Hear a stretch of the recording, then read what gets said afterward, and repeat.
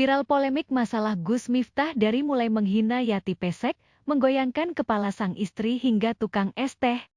Ki sampean saiki arep nom ning dadi guruku lho. Oh nggih. Nah aku Kula niku bersyukur Budayati elek. Mila dadi sinden. Layu dadi lonte to niki. Gus Miftah menggoyangkan kepala sang istri di depan orang banyak.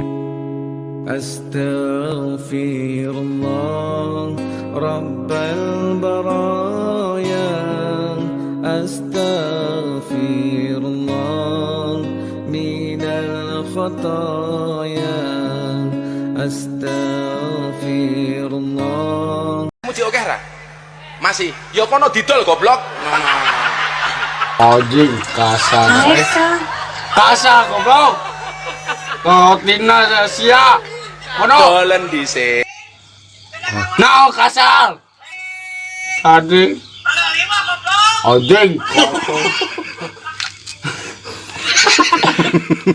Itu bener kasar.